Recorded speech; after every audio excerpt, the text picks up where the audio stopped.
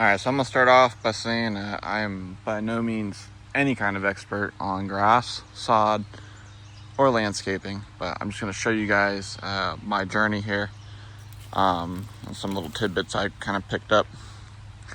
So I've got a sod farm, Bass Sod Farms in Gladys, Virginia. They're selling these pallets that covers 500 square feet.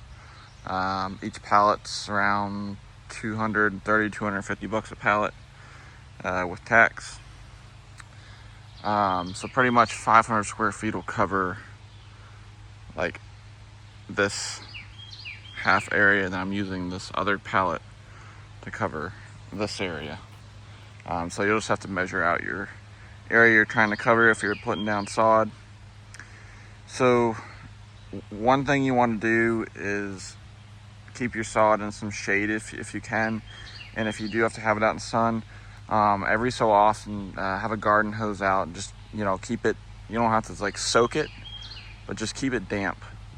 You don't want your sod to be drying out and trying to die on you before you get it down on the ground. And then as soon as you do get it laid out and planted, you need to start getting water on it quite soon. And then they say like the first week or two you want to be watering about 3 times a day. You don't want to basically water it so bad that there's just pooling water, but you want to have a pretty good soak, especially the first week, and start tapering it off as you go each week.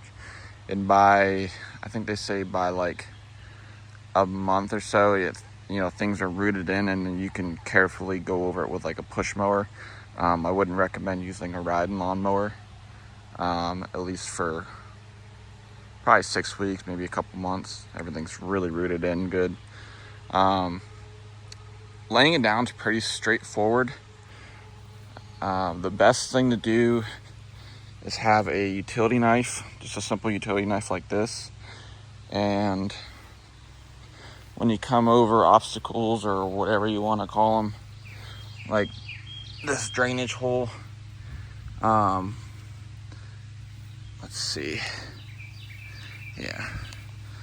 So I peel it back and then I cut it however I need on the back side, the dirt side.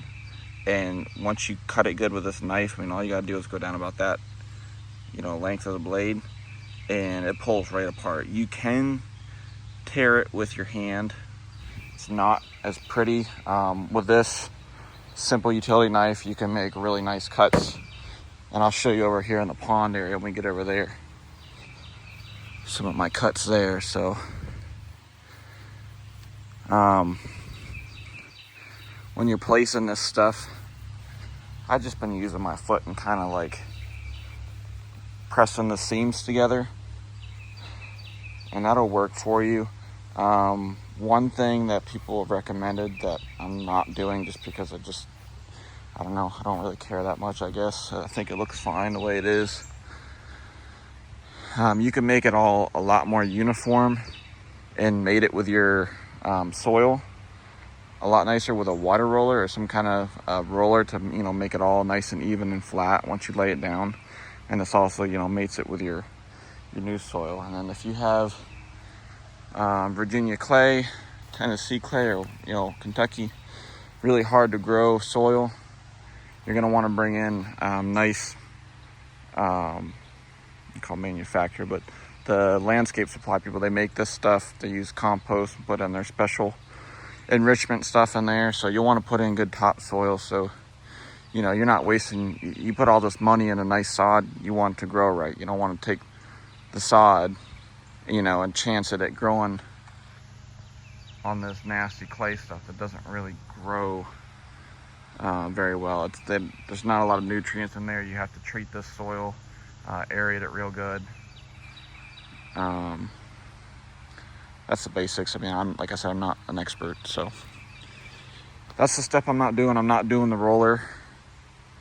Okay, the one step we need to go over that's kind of crucial to the sod to make it look decent is, you see here's a piece here. Each one of these pieces is 2 by 5 foot, I believe. So there's a piece and there's a piece. So basically, you see how it's staggered right here. You want to lay them like bricks. So you don't want to lay, you know, this piece and then a piece identically the same length right beside it. You want to do boom, boom, boom, just like bricks.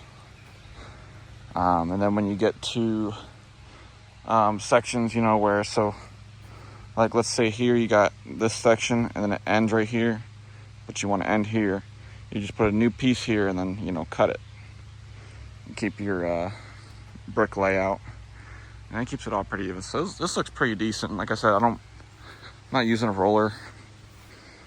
Probably would recommend it if you want your lawn to look, you know, all nice and, you know, even, flat across, but I think it looks fine the way it is. None of this is rolled.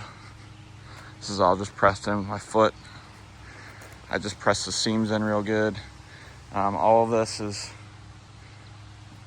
laid down and cut with a utility knife. Got a nice edge going here, and I'll turn the camera around so you guys can see the other way. See, it follows a nice curve. Beautiful stuff.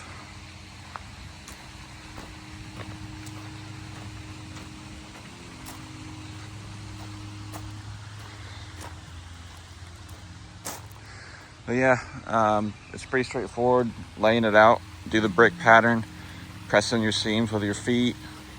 If you can get a roller or you want to use a roller, I recommend that. After you get it all down, roll it out all nice and even. This also, like I said, mates it with the soil. Here you can see we got a beautiful, nice round edge around here. This is all done with just a utility knife. So I would lay a piece this way and let it go over the driveway and then just peel it back and, you know, look at the line of the driveway and just nicely cut along the backside, and it would just peel right off. It's actually pretty fun. Same way going around these skimmer baskets, electrical box. There you can see the nice full picture of the pond. And the sod goes up and over and then just stops right there at the water line.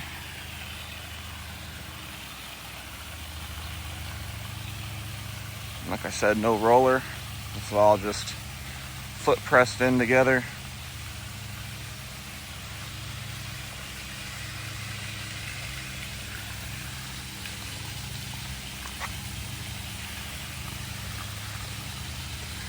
And I just built this pond. This is my vision the whole time, is to have a nice manicured grass section, just kind of like a golf course basically.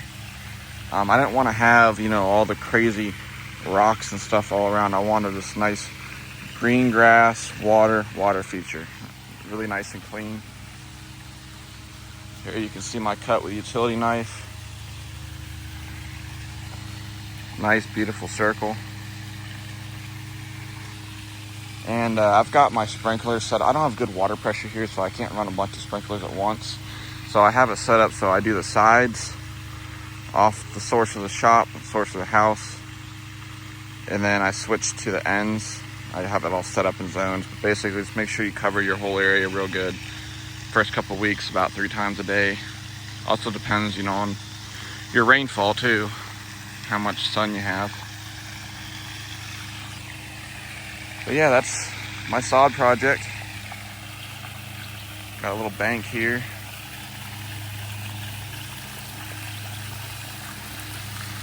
It's pretty easy to handle. I mean, it's a little heavy. Each pallet weighs about 2,500 pounds. You can take a pallet, a whole pallet in a 1 ton, probably even 3/4 ton truck. If you need to get more than 1 pallet, I recommend getting a trailer, of course. Each 2 by 5 foot roll, easily handled by 1 person. The weight really depends on how much moisture's in it, but even if there's some good moisture in there, it's still pretty handleable. You don't really need a tractor or any special equipment besides maybe just the water roller. But I mean, this is definitely a very do-it-yourself project. It's my sprinkler. I got another sprinkler over here for this little strip. But yeah, let me know if you guys have any questions. This is my sod project, and this is what I've done and about to finish up.